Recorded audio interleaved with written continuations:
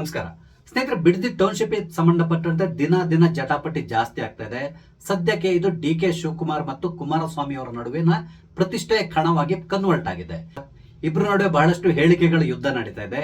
ಈ ಯುದ್ಧಕ್ಕೆ ಈಗ ಇನ್ನೊಬ್ಬ ಎಂಟ್ರಿ ಅಥವಾ ಎಡಬಿಡಂಗಿ ಅಂತಾನೆ ಹೇಳ್ಬೋದು. ಈ ಮನುಷ್ಯಂಗೆ ಆತ ಕೂಡ ಎಂಟರ್ ಆಗ್ತಾ ಇರೋ ಕಾಣಿಸ್ತಿದೆ. ಈತ ಇದ್ರಲ್ಲಿ ಯಾಕೆ ಎಂಟರ್ ಆಗ್ತಾ ಇದ್ದಾನೋ ಗೊತ್ತಿಲ್ಲ. ಒಂದಂತೂ ಸತ್ಯ, ತಾನು ಮಂತ್ರಿ ಆಗ್ಬೇಕು ಅನ್ನೋ ಕನಸು ಕಾಣ್ತಾ ಇರುವಂತಹ ಈ ವ್ಯಕ್ತಿ ಬಕೆಟ್ ಹಿಡೋದ್ರಲ್ಲಿ ಎಕ್ಸ್ಪರ್ಟ್. ಈಗ ಅವರು ಇಲ್ಲಿ ಎಂಟರ್ ಆಗೋದನ್ನು ನೋಡಿದ್ರೆ ಅಥವಾ ಅವ್ರು ಮಾತಾಡ್ತಾ ಇರುವಂತಹ ರೀತಿಯನ್ನು ನೋಡಿದ್ರೆ ತಾನು ಮಂತ್ರಿ ಆಗ್ಬೇಕು ಅನ್ನೋ ಒಂದು ನಿಟ್ಟಿನಲ್ಲಿ ಈ ರೀತಿಯಾಗಿ ವರ್ತಿಸ್ತಾ ಇರೋ ರೀತಿಯಲ್ಲಿ ಕಾಣಿಸ್ತಾ ಇದೆ.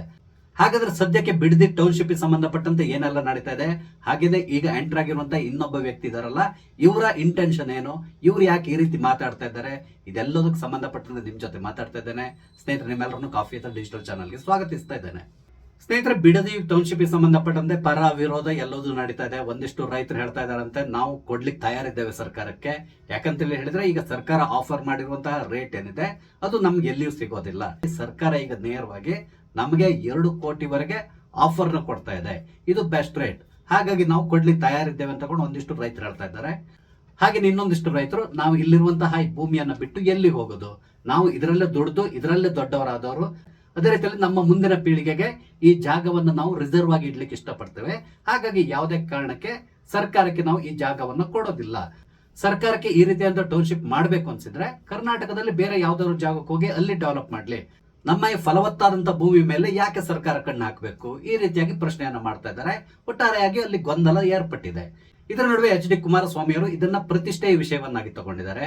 ಕುಮಾರಸ್ವಾಮಿ ಅವರು ಯಾವುದೇ ಕಾರಣಕ್ಕೆ ಈ ಒಂದು ಪ್ರಾಜೆಕ್ಟ್ ಅನ್ನ ನಡೆಸಲಿಕ್ಕೆ ನಾನು ಬಿಡೋದಿಲ್ಲ, ಇಲ್ಲಿ D K. Shivakumar real estate business ಮಾಡ್ಲಿಕ್ಕಾಗಿ ಈ ಜಾಗದ ಮೇಲೆ ಕಣ್ಣಿಟ್ಟಿದ್ದಾರೆ, ಈ ರೀತಿಯಾಗಿ ಮಾತಾಡ್ತಾ ಇದ್ದಾರೆ. ನಿಮ್ಗೆ ಗೊತ್ತಿದೆ, ಡಿ.ಕೆ. ಶಿವಕುಮಾರ್ ಅವರು ಕುಮಾರಸ್ವಾಮಿ ಅವರಿಗೆ ಒಂದು ಪತ್ರವನ್ನ ಬರೆದ್ರು, ನೀವು ವಿಧಾನಸೌಧಕ್ಕೆ ಬನ್ನಿ, ನಾವು ಕೂತ್ಕೊಂಡು ಮಾತಾಡೋಣ ಅಂತ ಹೇಳಿದ್ರು. ಆದ್ರೆ ಕುಮಾರಸ್ವಾಮಿ ಅವರು, ನಾನು ಯಾಕೆ ವಿಧಾನಸೌಧಕ್ಕೆ ಬಂದು 4 ಗೋಡೆಗಳ ಮಧ್ಯೆ ಕೂತ್ಕೊಂಡು ಮಾತಾಡ್ಬೇಕು, ರೈತರನ್ನ ಇಟ್ಕೊಂಡು ರೈತರ ಎದುರುಗಡೆನೆ ಮಾತಾಡೋಣ ಅಂತ ಹೇಳಿ ಮೊನ್ನೆ ಒಂದು ಸಭೆಯನ್ನು ಕೂಡ ಕರೆದ್ರು. ಅಲ್ಲಿ ಡಿ.ಕೆ. ಶಿವಕುಮಾರ್ ಅವರಿಗಾಗಿ ಒಂದು ಚೇರ್ ನ ಇಟ್ಟು ಇವರು ಮೀಟಿಂಗ್ ಅನ್ನ ಮಾಡಿದ್ರು. ಡಿ.ಕೆ. ಶಿವಕುಮಾರ್ ಅಲ್ಲಿ ಹೋಗ್ಲಿಲ್ಲ. ಇದೆಲ್ಲೋದು ನಿಮ್ಗೆ ಗೊತ್ತಿರುವಂತ ವಿಷಯ.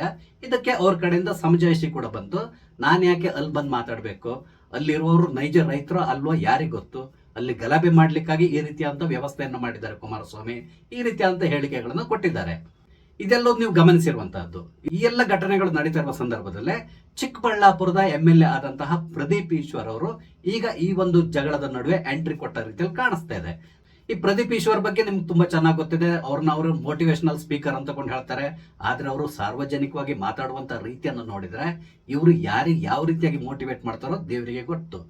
ಯಾಕಂತ ಹೇಳಿದ್ರೆ ಅವ್ರು ಮಾತಾಡುವಂತ ರೀತಿ, ಉಪಯೋಗಿಸುವಂತ ಭಾಷೆಯನ್ನು ನೋಡಿದ್ರೆ ನಿಜವಾಗ್ಲೂ ಇವರು ಸಮಾಜವನ್ನ ಹಾಳು ಮಾಡ್ಲಿಕ್ಕೆ ಹೊರಟಿದಾರ, ಈ ರೀತಿ ಅಂತ ಡೌಟ್ ಬರ್ತದೆ. ನಾನು ಈ ರೀತಿ ಹೇಳಲಿಕ್ಕೆ ಕಾರಣ ಏನು ಅಂತ ಹೇಳಿದ್ರೆ ಅವರು ನಡ್ಕೊಳ್ತಾ ಇರುವಂತಹ ರೀತಿ. ರಾಜಕೀಯ ವಿದ್ಯಮಾನಗಳನ್ನ ಯಾರೆಲ್ಲ ಫಾಲೋ ಮಾಡ್ತಾ ಇದ್ದಾರೋ ಅವರೆಲ್ಲರಿಗೂ ತುಂಬಾ ಚೆನ್ನಾಗಿ ಗೊತ್ತಿದೆ, ಪ್ರದೀಪ್ ಈಶ್ವರ್ ಮಂತ್ರಿ ಆಗ್ಬೇಕು ಅಂತ ಶತಪ್ರಯತ್ನ ಮಾಡ್ತಾ ಇದ್ದಾರೆ. ಈಗಾಗಲೇ ಒಮ್ಮೆ ಡೆಲ್ಲಿಗೆಲ್ಲ ಹೋಗಿ ಬಂದಿದ್ದಾರೆ, ಆದ್ರೆ ಇಲ್ಲಿವರೆಗೆ ಅವರ ಆಸೆ ಈಡೇರಲಿಲ್ಲ. ಸದ್ಯಕ್ಕೆ ರಾಹುಲ್ ಗಾಂಧಿ ವಿದೇಶ ಪ್ರವಾಸದಲ್ಲಿದ್ದಾರಂತೆ. ಅವರು ಒಮ್ಮೆ ವಾಪಸ್ ಬಂದ ಮೇಲೆ ಕರ್ನಾಟಕದಲ್ಲಿ ಸಂಪುಟ ವಿಸ್ತರಣೆಗೆ ಸಂಬಂಧಪಟ್ಟಂತೆ ಮಾತುಕತೆಗಳು ನಡೆಯುವಂತ ಸಾಧ್ಯತೆ ಇದೆ. ಏನಾದ್ರೂ ಮಾಡಿ ಈ ಟರ್ಮ್ ನಲ್ಲಿ ನಾನು ಮಂತ್ರಿ ಆಗ್ಬೇಕು ಅಂತ ಪ್ರಯತ್ನಿಸ್ತಾ ಇರುವಂತಹ ವ್ಯಕ್ತಿ ಪ್ರದೀಪ್ ಈಶ್ವರ್. ಅದಕ್ಕಾಗಿ ಅವರು ಯಾವ ಮಟ್ಟಕ್ಕೆ ಬೇಕಾದ್ರೂ ಹೋಗ್ಲಿಕ್ಕೆ ತಯಾರಿದ್ದಾರೆ ಅನ್ನೋದು ಅವರ ಇತ್ತೀಚಿನ ಬಿಹೇವಿಯರ್ ನೋಡಿದ್ರೆ ಗೊತ್ತಾಗ್ತದೆ. ಕರ್ನಾಟಕದಲ್ಲಿ ನಾವು ಬಹಳಷ್ಟು MLA ನೋಡಿದ್ವಿ, ಎಲ್ಲರೂ ಕೂಡ ಅಷ್ಟೇ ನಾವು ಮಂತ್ರಿ ಆಗ್ಬೇಕು ಅಂತ ಟ್ರೈ ಮಾಡ್ತಾ ಇರ್ತಾರೆ. ಆದ್ರೆ ಈತ ಪ್ರಯತ್ನ ಪಡ್ತಾ ಇರುವಂತಹ ರೀತಿಯನ್ನು ನೋಡಿದ್ರೆ ನಿಜವಾಗ್ಲೂ ಆಶ್ಚರ್ಯ ಆಗ್ತದೆ. ಯಾಕಂತ ಹೇಳಿದ್ರೆ ಮೊನ್ನೆವರೆಗೂ ಕೂಡ ಇವರು ಸಿದ್ದರಾಮಯ್ಯನವರ ಗುಂಪಿನವರು ಕಾಣಿಸ್ಕೊಂಡಂತವ್ರು. ಸಿದ್ದರಾಮಯ್ಯನವರಿಗೆ ಬಕೆಟ್ ಹಿಡ್ಕೊಂಡಿದ್ದಂತಹ ವ್ಯಕ್ತಿ. ಈ ರೀತಿಯಾಗಿ ನಾವು ವರ್ಡ್ ಅನ್ನ ಯೂಸ್ ಮಾಡಿದ್ರೆ ಕೆಲವರಿಗೆ ಬೇಸರ ಆಗ್ಬಹುದು, ಆದ್ರೂ ಕೂಡ ಅವ್ರು ಬಿಹೇವ್ ಮಾಡ್ತಾ ಇದ್ದಂತ ರೀತಿಯನ್ನು ನೋಡಿದ್ರೆ ಗೊತ್ತಾಗ್ತದೆ. ಯಾವಾಗ ಸಿದ್ದರಾಮಯ್ಯನವ್ರನ್ನ ಕೆಳಗಡೆ ಇಳಿಸಿ ಡಿ.ಕೆ. ಶಿವಕುಮಾರ್ ಅವರು ಮುಖ್ಯಮಂತ್ರಿ ಆದ್ರು, ತಕ್ಷಣ ಇವರು ಡಿ.ಕೆ. ಕ್ಯಾಂಪ್ ನಲ್ಲಿ ಗುರುತಿಸಿಕೊಳ್ಳಿ ಪ್ರಯತ್ನಿಸ್ತಾ ಇದ್ದಾರೆ. ಅದರ ಮುಂದುವರಿದ ಭಾಗವಾಗಿ ಚಿಕ್ಕಬಳ್ಳಾಪುರದಲ್ಲಿ ಕುಮಾರಸ್ವಾಮಿ ಅವರ ವಿರುದ್ಧವಾಗಿ ಬಾಯಿ ಬಂದಾಗ ಮಾತಾಡಿದ್ದಾರೆ. ಇವ್ರ ಮೇಲೆ ಕೆಲವರು ಚಪ್ಪಲಿಯನ್ನು ಕೂಡ ತೂರಿದ್ರು, ಇದು ಕೂಡ ನಿಮ್ಗೆ ಗೊತ್ತಿರುವಂತಹ ವಿಷಯ. ಇಲ್ಲಿ ಪ್ರದೀಪ್ ಈಶ್ವರ್ ಯಾವ ರೀತಿ ವರ್ತಿಸ್ತಾ ಇದ್ದಾರೆ ಅಂತ ಹೇಳಿದ್ರೆ ಕಾರ್ನಲ್ಲಿ ನಿಂತ್ಕೊಂಡು ಅಲ್ಲಿರುವಂತಹ JDS ಕಾರ್ಯಕರ್ತರನ್ನ ಪ್ರವೋಕ್ ಮಾಡ್ತಾ ಇರೋ ರೀತಿಯಲ್ಲಿ ಕಾಣಿಸ್ತಾ ಇದೆ. ತಮ್ಮ ತೋಳನ್ನ ತಟ್ಟಿ ಅವ್ರನ್ನ ಆಹ್ವಾನಿಸ್ತಾ ಇದ್ರು, ಬನ್ನಿ ಧೈರ್ಯ ಇದ್ರು ಬನ್ನಿ ಅಂತ ಆಹ್ವಾನಿಸ್ತಾ ಇದ್ರು. ಹಾಗೇನೇನು ಘೋಷಣೆಗಳನ್ನ ಕೂಡ ಕೂಗ್ತಾ ಇದ್ರು. ಕೊನೆಗೆ ಅಲ್ಲಿರುವಂತಹ ಮಾಧ್ಯಮದ ಪ್ರತಿನಿಧಿಗಳ ಜೊತೆ ಮಾತಾಡುವ ಸಂದರ್ಭದಲ್ಲಿ ಅವರು ಎಚ್.ಡಿ. ಕುಮಾರಸ್ವಾಮಿ ಅವರಿಗೆ ಏಕವಚನದಲ್ಲಿ ಚಾಲೆಂಜ್ ಮಾಡಿದ್ದಾರೆ. ನೀನು ತಾನು ಅಂತೇಳಿ ಮಾತಾಡಿದ್ದಾರೆ. ಹಾಗೇನೆ ಜಾತಿ ಕಾರ್ಡ್ ಅನ್ನು ಕೂಡ ಇಲ್ಲಿ ಪ್ಲೇ ಮಾಡಿದ್ದಾರೆ. ನಾನೋರ್ವ OBC ವರ್ಗದವನು, OBC ವರ್ಗದ ಒಬ್ಬ ಹುಡುಗ ಮೇಲ್ ಬರೋದು ನಿನಗೆ ಇಷ್ಟ ಇಲ್ಲ, ಅದಕ್ಕಾಗಿ ನೀನು ಈ ರೀತಿ ಮಾಡ್ತಾ ಇದ್ದೀಯಾ. OBC ವರ್ಗದವ್ರಿಗೆ ಏನಿದ್ರು ಕೂಡ ನಿಮ್ಮ ಮನೆಯ ಗೇಟ್ ಕೀಪರ್ ಆಗಿರ್ಲಿಕ್ಕೆ ಲಾಯಕ್, ನೀವು ಎಸೆಯುವಂತಹ ಎಂಜಲ್ ಕಾಸನ್ನ ಆತ ತಕೊಂಡು ಆತ ಜೀವನ ನಡೆಸಬೇಕು. ಆತ ಯಾವುದೇ ಕಾರಣಕ್ಕೆ ಮೇಲ್ ಬರುವುದನ್ನ ನೀನು ಇಷ್ಟಪಡೋದಿಲ್ಲ. ಈ ರೀತಿಯಾಗಿ ಎಚ್ ಡಿ ಕುಮಾರಸ್ವಾಮಿ ಅವ್ರನ್ನ ಏಕವಚನದಲ್ಲಿ ಸಂಬೋಧನೆ ಮಾಡಿದ್ದಾರೆ. ಇದು ಖಂಡಿತವಾಗಿ ತಪ್ಪು ಅನಿಸ್ತದೆ. ಯಾಕಂತ ಹೇಳಿದ್ರೆ ಈತೋರ್ವ ಸಾಮಾನ್ಯ ವ್ಯಕ್ತಿ ಅಲ್ಲ. ಈಗ ಸದ್ಯಕ್ಕೆ ಅವರು MLA ಆಗಿದ್ದಾರೆ. ಓರ್ವ MLA ಆಗಿ ತನಗಿಂತಲೂ ಬಹಳಷ್ಟು ಹಿರಿಯರಾದಂತಹ ಎಚ್ ಡಿ ಕುಮಾರಸ್ವಾಮಿ ಅವರಿಗೆ ಏಕವಚನದಲ್ಲಿ ಮಾತಾಡೋದು ಅಷ್ಟೊಂದು ಒಳ್ಳೇದಲ್ಲ ಅನ್ಸ್ತದೆ. ಈ ರೀತಿ ನಾನು ಯಾಕೆ ಹೇಳ್ತೇನೆ ಅಂತ ಹೇಳಿದ್ರೆ, ಇವತ್ತು ಅವರು ಚುನಾವಣೆಯಲ್ಲಿ ಗೆದ್ದಿದ್ದಾರೆ, MLA ಆಗಿದ್ದಾರೆ. ಆದ್ರೆ ಮುಂದಿನ ಚುನಾವಣೆಯಲ್ಲಿ ಅವ್ರು ಗೆಲ್ತಾರ ಗೊತ್ತಿಲ್ಲ, ದೇವರಿಗೆ ಗೊತ್ತು. ಒಮ್ಮೆ ಚುನಾವಣೆಯಲ್ಲಿ ಅವ್ರೇನಾದ್ರೂ ಸೋತ್ರೆ ಆಗ ಪುನಃ ಇವರು ಈ ವಿದ್ಯಾರ್ಥಿಗಳ ಎದುರುಗಡೆ ಹೋಗಿ ನಿಂತ್ಕೊಂಡು ಪಾಠ ಮಾಡ್ಬೇಕಾಗಿ ಬರ್ತದೆ. ಅವ್ರು ಹೇಳ್ತಾರೆ ನನ್ನ ಪ್ರೊಫೆಷನ್ ಪಾಠ ಮಾಡೋದು ಅಥವಾ ಮೋಟಿವೇಶನಲ್ ಸ್ಪೀಚ್ ಮಾಡುವಂತದ್ದು ಅಂತೇಳಿ ಹೇಳ್ತಾರೆ. ಇಂತಹ ವ್ಯಕ್ತಿ ಆ ಸಂದರ್ಭದಲ್ಲಿ ಅವ್ರ ಎದುರುಗಡೆ ನಿಂತ್ಕೊಂಡು ಇದೇ ರೀತಿ ಮಾತಾಡ್ಲಿಕ್ಕೆ ಆಗ್ತದ? ಸಂಸ್ಕಾರವಂತನಾಗಿ ಬಿಹೇವ್ ಮಾಡ್ಬೇಕಾಗಿ ಬರ್ತದೆ. ಆದ್ರೆ ಈ ಪ್ರದೀಪ್ ಈಶ್ವರ್ ಮಾತಾಡುವಂತ ರೀತಿಯನ್ನು ನೋಡಿದ್ರೆ ಈತ ಸಂಪೂರ್ಣವಾಗಿ ಈ ತೆಲುಗು ಫಿಲ್ಮ್ಗಳಿಂದಾಗಿ ಇನ್ಫ್ಲುಯೆನ್ಸ್ ಆಗದ ರೀತಿಯಲ್ಲಿ ಕಾಣಿಸ್ತದೆ. ನಾನು ಈ ರೀತಿ ಯಾಕೆ ಹೇಳ್ತಾ ಇದ್ದೇನೆ ಅಂತ ಹೇಳಿದ್ರೆ, ಅವರು ಸಾಮಾನ್ಯವಾಗಿ ಭಾಷಣ ಮಾಡೋ ಸಂದರ್ಭದಲ್ಲಿ ತೆಲುಗು ಫಿಲ್ಮ್ಗಳಲ್ಲಿರುವಂತಹ ಹೀರೋಗಳು ಯಾವ ರೀತಿ ಭಾಷಣ ಮಾಡ್ತಾರೋ, ಯಾವ ರೀತಿ ಮಾತಾಡ್ತಾರೋ ಅದೇ ರೀತಿ ಮಾತಾಡ್ತಾರೆ. ಹಾಗೇನೆ ಬಹಳಷ್ಟು ತೆಲುಗು ಫಿಲ್ಮ್ಗಳ ಡೈಲಾಗ್ಗಳನ್ನ ಕೂಡ ಹೇಳ್ತಾನೆ ಇರ್ತಾರೆ. ಸಿನಿಮಾ ಡೈಲಾಗ್ಗಳನ್ನ ಹೇಳ್ಕೊಂಡು ಜನರನ್ನ ಮರಳು ಮಾಡ್ಕೊಂಡು ಇವ್ರು ಗೆದ್ದು ಬಂದಿದ್ದಾರೆ ಅಂತ ತಗೊಂಡು ಎಲ್ಲರೂ ಮಾತಾಡ್ತಾ ಇದ್ದಾರೆ. ಆದ್ರೆ ಮುಂದಿನ ಚುನಾವಣೆ ಸಂದರ್ಭದಲ್ಲಿ ಈತನ ಗೆಲುವು ಅಷ್ಟೊಂದು ಸುಲಭ ಅಲ್ಲ ಅಂತೇಳಿ ಹೇಳ್ತಾ ಇದ್ದಾರೆ. ಮೋಸ್ಟ್ಲಿ 2-3 ದಿನದ ಹಿಂದೆ ಅನ್ಸ್ತದೆ ಕುಮಾರಸ್ವಾಮಿ ಅವರ ವಾಚ್ಗಳ ಬಗ್ಗೆ ಕೂಡ ಮಾತಾಡಿದ್ರು. ಕುಮಾರಸ್ವಾಮಿ ನಾನು ರೈತ ಅಂತೇಳಿ ಹೇಳ್ತಾರೆ, ಆದ್ರೆ ಅವರು ಲಕ್ಷಗಟ್ಟಲೆ ವಾಚನ್ನ ಕಟ್ತಾರೆ ಅಂತ ಹೇಳಿದ್ರು. ಹಾಗೇನೆ ಕುಮಾರಸ್ವಾಮಿ ಅವರು ನಾನು ಟೊಮೆಟೊ ಹಣ್ಣನ್ನ ಬೆಳೆದು ಮಾರಿ ಅದರಲ್ಲಿ 32 ಎಕರೆ ಜಾಗವನ್ನು ತಗೊಂಡಿದ್ದೇನೆ ಅಂತ ಹೇಳ್ತಾ ಇದ್ದಾರೆ. ಆ ತರ ಇದ್ರೆ ಇವರು ಉಪಯೋಗಿಸ್ತಾ ಇರುವಂತಹ ಟೊಮೆಟೊ ತಳಿ ಯಾವುದು ಅದನ್ನ ಉಳಿದಂತ ರೈತರಿಗೂ ಹಂಚ್ಲಿ, ಆ ರೈತರು ಕೂಡ ಇವ್ರ ತರನೇ ಬೆಳೆಯನ್ನ ಬೆಳೆದು ದುಡ್ಡನ್ನ ಮಾಡ್ಕೊಳ್ಳಿ ಅಂತ ಕೂಡ ಹೇಳಿದ್ದಾರೆ. ಇಲ್ಲಿ ಪ್ರದೀಪ್ ಈಶ್ವರ್ ಅವರಿಗೆ ಒಂದು ವಿಷಯ ಗೊತ್ತಿಲ್ಲ ಅನ್ಸ್ತದೆ, DK ಶಿವಕುಮಾರ್ ಅವರ ಬಗ್ಗೆ ಕೂಡ ಇದೇ ರೀತಿಯಾದಂತಹ ಅಪಾದನೆ ಇದೆ. DK ಶಿವಕುಮಾರ್ ಅವರು ಈ ಹಿಂದೆ ಕೊಟ್ಟಂತ ಹೇಳಿಕೆ ಅಂದ್ರೆ ED ಎದುರುಗಡೆ ಹೇಳ್ಕೊಂಡಿರುವಂತದ್ದು, ನಾನು ಕೃಷಿಯ ಮೂಲಕ ಇಷ್ಟೊಂದು ಹಣವನ್ನ ಸಂಪಾದನೆ ಮಾಡಿದ್ದೇನೆ ಅಂತೇಳಿ. ಆಗ ಪ್ರತಿಯೊಬ್ರು ಕೂಡ DK ಶಿವಕುಮಾರ್ ಪ್ರಶ್ನೆ ಮಾಡ್ತಾ ಇದ್ರು. ನನ್ಗನ್ಸ್ತದೆ ಸದನದಲ್ಲಿ ಕೂಡ ಅವ್ರನ್ನ ಪ್ರಶ್ನೆ ಮಾಡಿದ್ದಾರೆ, ನೀವು ಬೆಳೀತಾ ಇರುವಂತಹ ಬೆಳೆ ಯಾವುದು, ಆ ಬೆಳೆಯ ಸಂಪೂರ್ಣವಾದ ಡೀಟೇಲ್ಸ್ ನ ನಮ್ಮ ರೈತರ ಜೊತೆ ಹಂಚ್ಕೊಳ್ಳಿ, ಅವರು ಕೂಡ ನಿಮ್ ತರನೇ ಹಣವನ್ನ ಗಳಿಸ್ಲಿ, ಈ ರೀತಿಯಾಗಿ ಅಡ್ವೈಸ್ ಅನ್ನ ಮಾಡಿದ್ದಾರೆ. ಮೋಸ್ಟ್ಲಿ ಪ್ರದೀಪ್ ಈಶ್ವರ್ ಅವರಿಗೆ ಇದು ಗೊತ್ತಿಲ್ಲ ಅನ್ಸ್ತದೆ.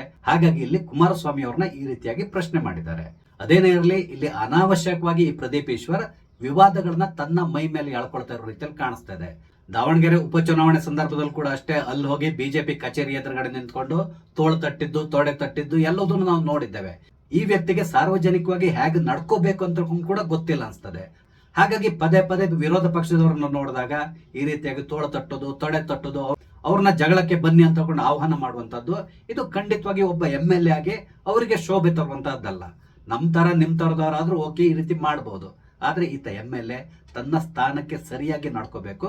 ಆ ಸ್ಥಾನಕ್ಕೆ ಒಂದು ಘನತೆ ಅಂತ ಕೂಡ ಇದೆ, ಅದನ್ನ ಇವರು ಮೇಂಟೈನ್ ಮಾಡ್ಕೊಂಡು ಹೋಗ್ಬೇಕಾಗ್ತದೆ.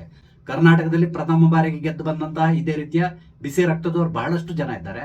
ಆದ್ರೆ ಅವ್ರು ಎಲ್ಲಿಯೂ ಕೂಡ ಈ ರೀತಿಯಾಗಿ ಬಿಹೇವ್ ಮಾಡ್ತಾ ಇಲ್ಲ. ಈ ವ್ಯಕ್ತಿ ಸ್ವಲ್ಪ ಅಬ್ನಾರ್ಮಲ್ ಆಗಿ ಬಿಹೇವ್ ಮಾಡ್ತಾ ರೀತಿಯಲ್ಲಿ ಕಾಣಿಸ್ತಾ ಇದೆ. ಈ ರೀತಿ ವರ್ತಿಸ್ಲಿಕ್ಕೆ ಕಾರಣ ಏನು ಅಂತ ಕೇಳಿದ್ರೆ, ಖಂಡಿತವಾಗಿ ತಾನು ಮಂತ್ರಿ ಆಗ್ಬೇಕು ಅಂತ ಹೇಳಿದ್ರೆ ಈಗ DK ಶಿವಕುಮಾರ್ ಅವರ ಪರವಾಗಿ ಮಾತಾಡ್ಬೇಕು, ಅವರಿಗೆ ಬಕೆಟ್ ಹಿಡಿಬೇಕು, ಆ ಮೂಲಕ ಅವರ ಗಮನವನ್ನ ಸೆಳೆದು ನಾನು ಮಂತ್ರಿ ಆಗ್ಬೇಕು, ಈ ರೀತಿ ಯೋಚನೆ ಮಾಡ್ತಿರೋ ರೀತಿಯಲ್ಲಿ ಕಾಣಿಸ್ತಿದೆ. ಯಾಕಂದ್ರೆ ಎಲ್ಲರೂ ಎಲ್ಲದನ್ನು ಗಮನಿಸ್ತಾ ಇರ್ತಾರೆ. ಈತ ಇದ್ದಕ್ಕಿದ್ದಾಗೆ ಕುಮಾರಸ್ವಾಮಿ ಅವರ ವಿರುದ್ಧವಾಗಿ ಏಕವಚನದಲ್ಲಿ ಮಾತಾಡ್ಲಿಕ್ಕೆ ಶುರು ಮಾಡಿದ್ರು ಅಂತ ಹೇಳಿದ್ರೆ ಇದರ ಹಿಂದೆ ಏನೋ ಹುನ್ನಾರ ಇದ್ದೇ ಇರ್ತದೆ. ತನಗೆ ಲಾಭ ಆಗ್ಬೇಕು ಅಂತ ಹೇಳಿದ್ರೆ ನಾನು ಏನ್ ಕೆಲಸ ಮಾಡ್ಬೇಕು ಅನ್ನೋದು ಈ ವ್ಯಕ್ತಿ ತುಂಬಾ ಚೆನ್ನಾಗಿ ಗೊತ್ತಿದೆ. ಅದಕ್ಕಾಗಿ ಈ ರೀತಿ ವರ್ತಿಸ್ತಾ ಇರೋ ರೀತಿಯಲ್ಲಿ ಕಾಣಿಸ್ತಾ ಇದೆ. ಇಲ್ಲಿ DK ಶಿವಕುಮಾರ್ ಅವರು ಕೂಡ ಈತನಿಗೆ ಸ್ವಲ್ಪ ಬುದ್ಧಿವಾದವನ್ನ ಹೇಳ್ಬೇಕಾಗಿ ಬರ್ತದೆ. ಅನಾವಶ್ಯಕವಾಗಿ ಈ ರೀತಿ ವಿವಾದಗಳನ್ನ ತನ್ನ ಮೈ ಮೇಲೆ ಎಳ್ಕೊಳ್ಳೋ ಮುಖಾಂತರ ತಾನು ಏನೋ ಸಾಧನೆ ಮಾಡ್ಲಿಕ್ಕೆ ಹೊರಟಿದ್ದೇನೆ ಅಂತಕೊಂಡು ಇವರು ತಿಳ್ಕೊಂಡಿದ್ದಾರೆ. ಆದ್ರೆ ಚುನಾವಣೆ ಸಂದರ್ಭದಲ್ಲಿ ಇದೆಲ್ಲದೂ ಕೂಡ ಇವ್ರಿಗೆ ಉಲ್ಟಾ ಆಗುವಂತ ಸಾಧ್ಯತೆ ಇರ್ತದೆ. ಯಾಕಂತ ಹೇಳಿದ್ರೆ ಕಳೆದ ವಿಧಾನಸಭಾ ಚುನಾವಣೆ ಸಂದರ್ಭದಲ್ಲಿ ಬಿಜೆಪಿ ಮತ್ತು JDS ನಡುವೆ ಮೈತ್ರಿ ಇರಲಿಲ್ಲ. ಆದ್ರೆ ಈ ಬಾರಿ ಅವರ ನಡುವೆ ಮೈತ್ರಿ ಇದೆ. ಹಾಗೇನೆ ಪ್ರದೀಪ್ ಈಶ್ವರ್ ಲಗಾಮ ಇಲ್ಲದಂತಹ ತನ್ನ ನಾಲಿಗೆಯಿಂದಾಗಿ ಬಹಳಷ್ಟು ಜನರನ್ನ ಎದುರಾಕೊಂಡಿದ್ದಾರೆ. ಇದರ ಪರಿಣಾಮ ಮುಂದಿನ ಚುನಾವಣೆ ಸಂದರ್ಭದಲ್ಲಿ ಇವರು ಸಂಕಷ್ಟವನ್ನು ಎದುರಿಸಬೇಕಾಗಿ ಬರ್ತದೆ. ಹಾಗಾಗಿ ಪ್ರದೀಪ್ ಈಶ್ವರ್ ಅಟ್ಲೀಸ್ಟ್ ಮುಂದಿನ ದಿನಗಳಲ್ಲಿ ತಾನು ಯಾವ ರೀತಿ ವರ್ತಿಸಬೇಕು ಅನ್ನೋದನ್ನ ಹಿರಿಯರಿಂದ ಕಲ್ತ್ಕೊಳ್ಳೋದು ಒಳ್ಳೇದು ಅನಿಸ್ತದೆ. ಇಲ್ಲ ಅಂದ್ರೆ ಅವರಿಗೆ ಖಂಡಿತವಾಗಿ ಕಷ್ಟದ ದಿನಗಳು ಎದುರಾಗ್ತದೆ. ಒಂದ್ ವೇಳೆ ಮುಂದಿನ ಚುನಾವಣೆಯಲ್ಲಿ ಈತ ಸೋತು ಈತನ ಸರ್ಕಾರ ಕೂಡ ಸೋತೋದ್ರೆ ಆಗ ಮುಂದೆ ಬರುವಂತ ಸರ್ಕಾರ ಈತನ ಮೇಲೆ ಕಣ್ಣಿಡ್ತದೆ. ಖಂಡಿತವಾಗಿ ಈತನ ಈ ಟ್ಯೂಷನ್ ಮಾಫಿಯಾ ಏನಿದೆ ಇದರ ಬುಡಕ್ಕೆ ಕೈ ಹಾಕುವಂತ ಸಾಧ್ಯತೆಗಳು ಕೂಡ ಇರ್ತದೆ. ಆದ್ರಿಂದ ಪ್ರದೀಪ್ ಈಶ್ವರ್ ಅವರು ತನ್ನ ನಾಲಿಗೆಯನ್ನ ಹಿಡಿತದಲ್ಲಿಟ್ಕೊಂಡ್ರೆ ರಾಜಕೀಯವಾಗಿ ಕೂಡ ಬೆಳಿಬಹುದು, ಅದೇ ರೀತಿಯಲ್ಲಿ ವೈಯಕ್ತಿಕವಾಗಿ ಕೂಡ ಅವರು ಇನ್ನೊಂದು ಲೆವೆಲ್ಗೆ ಹೋಗಬಹುದು. ಇಲ್ಲ ಅಂದ್ರೆ ಖಂಡಿತವಾಗಿ ಅವ್ರು ಮುಂದಿನ ದಿನಗಳಲ್ಲಿ ಬಹುದೊಡ್ಡದಾದಂತ ಬೆಲೆ ತೆರಬೇಕಾಗಿ ಬಂದ್ರು ಕೂಡ ನಾವು ಆಶ್ಚರ್ಯ ಪಡಬೇಕಾಗಿಲ್ಲ. ಸ್ನೇಹಿತರೆ, ಈ ಮೋಟಿವೇಶನಲ್ ಸ್ಪೀಕರ್ ಪ್ರದೀಪ್ ಈಶ್ವರ್ ಅವರ ಇತ್ತೀಚಿನ ವರ್ತನೆಗಳ ಬಗ್ಗೆ ನಿಮಗೇನು ಅನಿಸ್ತದೆ? ನಿಮ್ಮ ಅನಿಸಿಕೆಗಳನ್ನ ದಯವಿಟ್ಟು ಕಮೆಂಟ್ ಮುಖಾಂತರ ತಿಳಿಸಿ. ಹಾಗೆಯೇ ಇಲ್ಲಿ ನಾನು ಹಂಚ್ಕೊಂಡಂತ ವಿಷಯ ಇಷ್ಟ ಆದ್ರೆ ಲೈಕ್ ಮಾಡಿ, ಶೇರ್ ಮಾಡಿ, ದಯವಿಟ್ಟು ನನ್ನ ಚಾನಲ್ ಸಬ್ಸ್ಕ್ರೈಬ್ ಮಾಡಿ. ನಮಸ್ತೆ, ಜೈ ಹಿಂದ್.